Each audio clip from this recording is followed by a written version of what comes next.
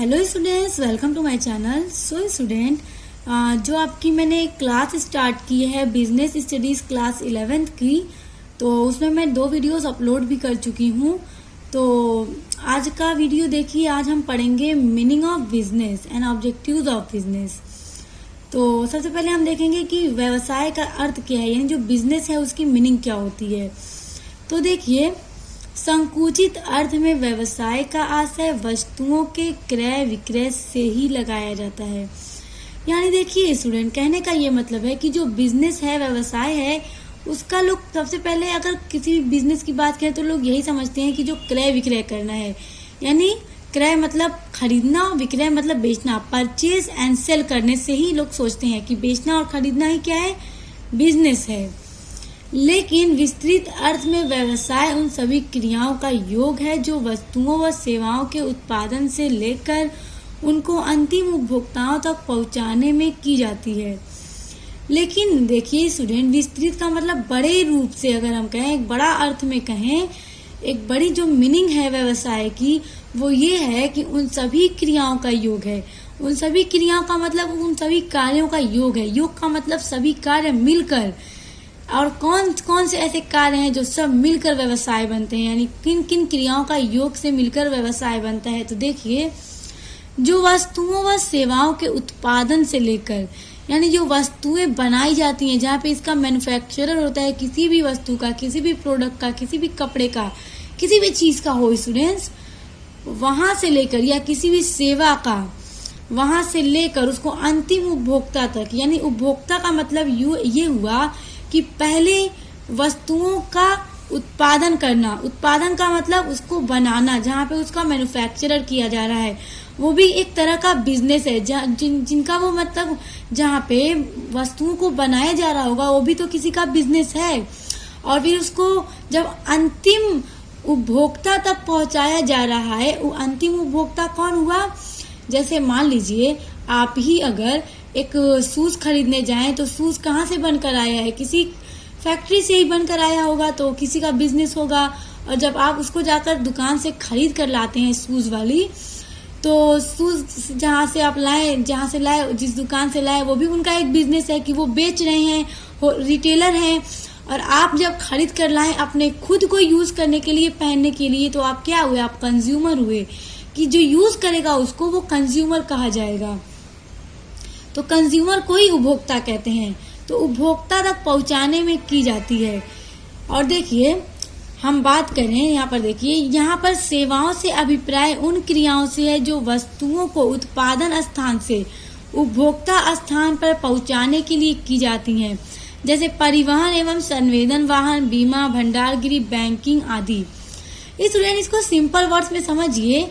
सेवाओं से अभिप्राय, यानी सेवा का मतलब ये है, सर्विस का मतलब ये है कि जैसे देखिए वस्तुओं की उत्पादन स्थान से लेकर, तो देखिए जब भी कोई प्रोडक्ट बनता है, कहीं पर भी उत्पादन होता है वस्तु का, तो वहां से फिर कहाँ पर आता है? होलसेलर के पास जाता है, होलसेलर से फिर रिटेलर के पास आता है, उसके बाद जाकर कंज्यूमर के पास आता है जो उसको यूज करेगा।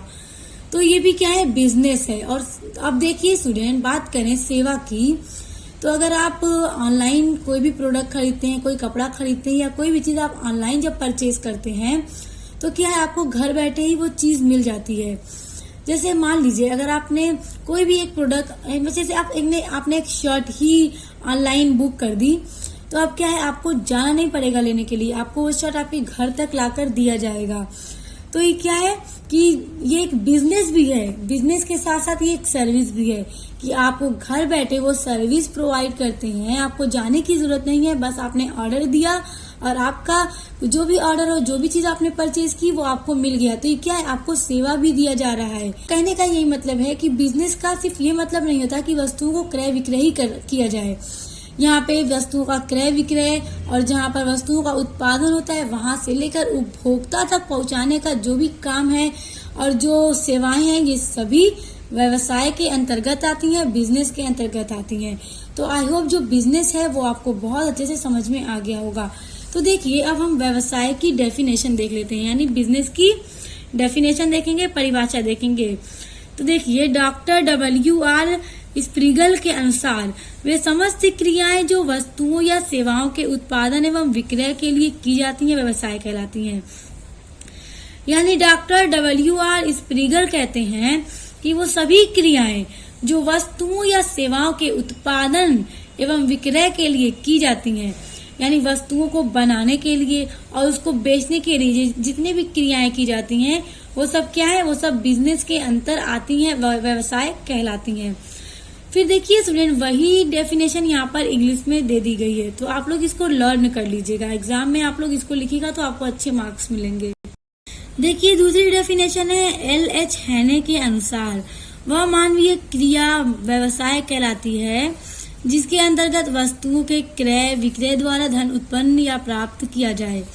देखिए L.H. हैने कहते हैं कि वह मानवीय क्रियाएं का मतलब स्टूडेंट जो क्रियाएं जो एक्टिविटीज मनुष्य करता है, किस लिए, मनी अर्न करने के लिए, पैसे कमाने के लिए, जिसके अंतर्गत वस्तुओं के क्रय विक्रय द्वारा धन उत्पन्न किया जाता है, वो क्या है, वो बिजनेस कहलाता है, व्यवसाय कहलाता है। और ये कौन कह रहा है, ये L.H. हैने कहते हैं। उसके बाद देखिए तीसरी डेफिनेशन है थॉमस के अनुसार। तो थॉमस ये कहते हैं कि व्यवसाय एक ऐसा धंधा है जिसका मुख्य उद्देश्य धन कमाना है और जिसकी जोखिम धन की हानि है। देखिए थॉमस ये कह रहे हैं कि व्यवसाय एक ऐसा धंधा है, यानी बिजनेस एक ऐसा धंधा है जिसका मुख्य उद्देश्य क्या है, धन कमाना है। कोई भी व्यक्ति जब कोई बिजनेस करता है, कोई काम करता है तो क्यों करता है, ताकि वो मनी अर्न कर सके। और स्टूडेंट जब हमने आपको ह्यूमन एक्टिविटीज पढ़ाई थी तो आपको ये सारी चीजें बहुत अच्छे से एक्सप्लेन करके समझा दिया था, जिसकी जोखिम धन की हानि है। और देखिए जब वो जरूरी तो नहीं है कि जब भी कोई बिजनेस किया जाए तो उसमें हमेशा प्रॉफिट ही हो, उसमें लॉस भी हो सकता है। तो जब लॉस होता है तो क्या है, जोखिम है, यानी जिसकी जोखिम धन की हानि है, यानी इसमें जोखिम भी बहुत ज्यादा होता है। और जब लॉस हो जाता है तो क्या है, धन की हानि ही तो है, प्रॉफिट नहीं होता है, बिजनेस लॉस में चला जाता है। तो इसमें बिजनेस के लॉस में जाने का जोखिम भी होता है। देखिए स्टूडेंट, अब हम पढ़ेंगे व्यवसाय के उद्देश्य, यानी कि ऑब्जेक्टिव्स ऑफ बिजनेस, यानी ऐसे कौन कौन से उद्देश्य हैं जिनके लिए बिजनेस किया जाता है। तो देखिए बिजनेस के यानी व्यवसाय के 3 उद्देश्य हैं। और देखिए इसको हम यहाँ पे देख सकते हैं आप लोग। पहला है आर्थिक उद्देश्य, और दूसरा है सामाजिक उद्देश्य, और तीसरा है मानवीय उद्देश्य। तो ये 3 उद्देश्य हैं व्यवसाय के। उसके बाद जो व्यवसाय का पहला उद्देश्य है आर्थिक उद्देश्य, उसको 4 भागों में बांटा गया है, यानी आर्थिक उद्देश्य के भी 4 उद्देश्य हैं। देखिए लाभ कमाना, दूसरा है ग्राहक सृजन करना, तीसरा है आवश्यकताओं की संतुष्टि करना, और चौथा है नव परिवर्तन करना। तो स्टूडेंट इस डायग्राम के थ्रू आप समझ सकते हैं, और जब एग्जाम में आपसे पूछा जाए व्यवसाय के उद्देश्य तो आप ये डायग्राम बना के इसको एक्सप्लेन कीजिएगा, तो डायग्राम पर आपको नंबर अच्छे मिलने के चांसेस होते हैं। तो देखिए अब इसको थोड़ा एक्सप्लेन करके समझ लीजिए। तो देखिए पहला देखिए आर्थिक उद्देश्य यानी इकोनॉमिक ऑब्जेक्टिव्स। व्यवसाय के आर्थिक उद्देश्य में निम्नलिखित को शामिल किया जा सकता है। पहला है देखिए लाभ कमाना यानी अर्निंग प्रॉफिट। स्टूडेंट कोई भी बिजनेस मतलब प्रॉफिट के लिए ही किया जाता है। सामान्यतः इस बात पर सहमति है कि लाभ कमाना व्यवसाय का पहला उद्देश्य है, किंतु ध्यान रहे अत्यधिक लाभ कमाना व्यवसाय का उद्देश्य नहीं है। प्रसिद्ध अमेरिकन उद्योगपति हेनरी फोर्ड ने कहा है कि सिर्फ धन के पीछे दौड़ना व्यवसाय नहीं है, उचित लाभ कमाना व्यवसाय का मूल लक्ष्य होना चाहिए। यानी देखिए कोई भी अगर बिजनेस अगर कोई भी हो तो सबसे पहले लोग उसका पहला उद्देश्य क्या लगाते हैं कि लाभ कमाना, सब ज्यादा से ज्यादा प्रॉफिट अर्न करना ही बिजनेस का उद्देश्य है। लेकिन अमेरिकन प्रसिद्ध उद्योगपति हेनरी फोर्ड ने कहा है कि सिर्फ धन के पीछे दौड़ना व्यवसाय नहीं है, यानी सिर्फ पीछे पैसा के पीछे ही दौड़ना बिजनेस नहीं है। Mayor money chasing is not business. उचित लाभ कमाना यानी सही लाभ कमाना यानी सही तरीके से प्रॉफिट अर्न करना ही व्यवसाय का मूल लक्ष्य यानी ऑब्जेक्टिव होना चाहिए। तो स्टूडेंट आई होप कि आपको ये समझ में आ गया होगा। देखिए दूसरा, ग्राहक सृजन करना, क्रिएट कस्टमर्स। पुराने ग्राहकों के साथ नए नए ग्राहक बनाना भी व्यवसाय का उद्देश्य होना चाहिए। स्टूडेंट जब भी कोई बिजनेस किया जाता है, कोई भी शॉप हो आपकी, तो आप क्या चाहेंगे, आपके ज्यादा से ज्यादा कस्टमर लग जाएं और आपका जो भी चीज का दुकान हो, जिस भी चीज का बिजनेस हो, तो आपका ज्यादा से ज्यादा सेल हो सके। और ये चीज हर बिजनेसमैन के लिए इम्पोर्टेंट है, हर कोई यही चाहता है। तो देखिए पुराने ग्राहकों के साथ साथ नए ग्राहक बनाना भी व्यवसाय का उद्देश्य होना चाहिए। नवीन क्षेत्रों में ग्राहक खोजना, नए नए आविष्कार कर वस्तुओं की मांग बढ़ाना, मूल्यों में कमी व गुणवत्ता बढ़ाकर एवं प्रतिस्पर्धियों से ग्राहकों को अपनी ओर आकर्षित करना भी इसी के अंतर्गत आता है। यानी स्टूडेंट नवीन क्षेत्रों में यानी इस नए मॉडर्न टाइम में ग्राहक खोजना यानी कस्टमर को अपनी तरफ खींचना और नए नए आविष्कार कर यानी नए नए तरह के प्रोडक्ट्स को बनाकर उनमें नए नए फीचर्स को ऐड करके आप उसके मूल्यों को थोड़ा कम करके और अच्छी गुणवत्ता बढ़ाकर यानी बताएं कि इसकी जो क्वालिटीज है बहुत अच्छी है, अच्छी क्वालिटीज के प्रोडक्ट बनाकर और उसमें नए नए फीचर्स ऐड करके आप उसका रेट यानी प्राइस को थोड़ा कम करके बेचेंगे तो आपके जो कस्टमर्स हैं वो आपकी तरफ आकर्षित होंगे, आपकी तरफ आते चले जाएंगे और आपके शॉप से यानी आपके यहाँ से परचेज करने लगेंगे हर एक प्रोडक्ट को। और प्रतिस्पर्धियों से ग्राहकों को अपनी ओर आकर्षित करना यानी सुरेंद्र देखिए आज के टाइम में मार्केट में कंपटीशन बहुत ज्यादा है। कंपटीशन इसलिए ज्यादा है कि अगर कोई भी प्रोडक्ट बेचा जाता है तो फिर दूसरा कोई उसी प्रोडक्ट को उसे कम रेट में बेचने लगता है, तो कभी अपना मतलब प्राइस घटाना पड़ता है प्रोडक्ट का। तो इसलिए यहाँ पे कहा जा रहा है कि जो कंपटीशन है उसको भी नजर में रखते हुए कस्टमर्स को अपनी तरफ खींचना चाहिए और ये भी एक व्यवसाय का, एक बिजनेस का उद्देश्य है। देखिए तीसरा पॉइंट है मानवीय आवश्यकताओं की संतुष्टि करना, सेटिस्फाइंग ह्यूमन नीड्स। तो इसको समझिए, ग्राहकों की विभिन्न आवश्यकताओं की संतुष्टि करना भी व्यवसाय का उद्देश्य होना चाहिए। स्टूडेंट ये मोस्ट इम्पॉर्टेंट पॉइंट है। देखिए अगर मान लीजिए आपकी कपड़े की दुकान है तो आप उसमें सिर्फ एक तरह का कपड़ा रख लेंगे तो क्या कोई भी कस्टमर आपकी दुकान पर चढ़ेगा? बिल्कुल भी नहीं चढ़ेगा, क्योंकि जब भी वो आपकी दुकान पर आएगा उसको बस एक ही तरह का कपड़ा दिखेगा। आपकी कपड़े की दुकान है तो आप अलग अलग टाइप के, अलग अलग फैब्रिक्स के कपड़े रखिए, अलग अलग डिजाइन के, अलग अलग तरह के कि जितने भी टाइप के कपड़े हैं हर तरह के आप अलग अलग तरह के कपड़े रखिए, ताकि जब कस्टमर्स आपकी दुकान पर चढ़ें तो उन्हें जिस भी तरह के कपड़े की जरूरत हो उसको वो वहां से ले सकें, उनको रिटर्न न होना पड़े यानी वापस न जाना पड़े, खाली हाथ न लौटना पड़े। तो इससे क्या है कि कस्टमर पर अच्छा इफेक्ट पड़ता है कि जब भी हम इस शॉप पर आते हैं तो हमें जो भी चीज चाहिए हमें फौरन मिल जाती है। तो इससे क्या है आपके कस्टमर बने रहेंगे।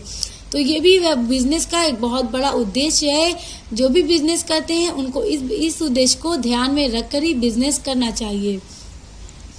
देखिए चौथा है नव परिवर्तन करना यानी कि नए नए आविष्कार करना, इनोवेशंस। नई नई वस्तुएं बनाना, उत्पादन प्रक्रिया में सुधार करना, वस्तुओं को नए नए रूपों में प्रस्तुत करना भी व्यवसाय का उद्देश्य होना चाहिए। देखिए स्टूडेंट यहाँ पे कहने का यह मतलब है कि हमेशा नई नई वस्तुएं बनाना चाहिए और उत्पादन प्रक्रिया में यानी जो उत्पादन के प्रोसेस है उसमें सुधार करना चाहिए और वस्तुओं को नए नए रूपों में प्रस्तुत करना। जैसे स्टूडेंट आप लोग देखते हैं, जैसे स्टूडेंट्स आप लोगों ने एड्स में देखा होगा, जैसे आप लोग देखे होंगे फेयर एंड लवली जो क्रीम आती है उसका एड्स आप लोगों ने देखा होगा कि पहले क्या है फेयर एंड लवली आती थी, फिर उसमें थोड़ा सा चेंजेस कर दिया गया, fair and lovely BB cream आने लगी, उसके बाद fair and lovely CC cream आने लगी। इस तरह से क्या है थोड़ा थोड़ा उसमें चेंजेस करके फीचर्स को बदल करके और उसके जो बॉटल होती है उसको थोड़ा चेंज करके उसका एडवर्टाइजमेंट दिखाया जाता है। तो इससे क्या है कि जो कंज्यूमर्स हैं, जो कस्टमर्स होते हैं, जब वो एडवर्टाइजमेंट को देखते हैं तो उन पर इफ़ेक्ट पड़ता है और वो प्रोडक्ट को परचेज करना चाहते हैं, जिससे प्रोडक्ट की सेल इंक्रीज होती है। हमेशा एक बिजनेसमैन को ये बात ध्यान में रखना चाहिए कि अपने ही प्रोडक्ट में थोड़ा थोड़ा चेंजेस करते रहना चाहिए, ताकि उसकी जो प्रोडक्ट की सेल है वो कभी डिक्रीज ना हो, वो हमेशा इंक्रीज होती रहे। तो ये सारे जो ऑब्जेक्टिव्स हैं बहुत ही ज़्यादा इंपॉर्टेंट है और सबको ध्यान में रख कर ही बिजनेस करना चाहिए। तो देखिए, पहला उद्देश्य क्या था? आर्थिक उद्देश्य, जिसमें 4 पॉइंट है, आई होप कि आपको वो बहुत अच्छे से समझ में आ गया होगा। अब देखिए सामाजिक ऑब्जेक्टिव्स यानी सोशल ऑब्जेक्टिव्स। व्यवसाय का उद्देश्य लाभ कमाने के साथ साथ सेवा करने का होना चाहिए। देखिए स्टूडेंट, जब भी कोई बिजनेस किया जाए तो उसका सिर्फ यही उद्देश्य नहीं होना चाहिए कि हमें ज्यादा से ज्यादा सिर्फ प्रॉफिट कमाना है, प्रॉफिट अर्न करना है। उसी के साथ साथ क्या है, हमें हमारे अंदर सेवा की भी भावना होनी चाहिए कि हमारे जो कस्टमर्स हैं हम उनको सेवा दे सकें। अमेरिका के प्रसिद्ध उद्योगपति हेनरी फोर्ड के अनुसार किसी भी व्यापारी का प्रमुख उद्देश्य सेवा और दूसरा लाभ होना चाहिए। देखिए, अमेरिका के बहुत प्रसिद्ध उद्योगपति हेनरी फोर्ड का कहना है कि किसी भी व्यापारी का प्रमुख उद्देश्य यानी सबसे पहला उद्देश्य क्या है? सेवा का होना चाहिए, कि वो अपने कस्टमर्स को, अपने कंज्यूमर्स को सेवा प्रोवाइड करे, सर्विस प्रोवाइड करे। और उसका दूसरा उद्देश्य ये होना चाहिए कि उसे प्रॉफिट अर्न करना है, लाभ कमाना है।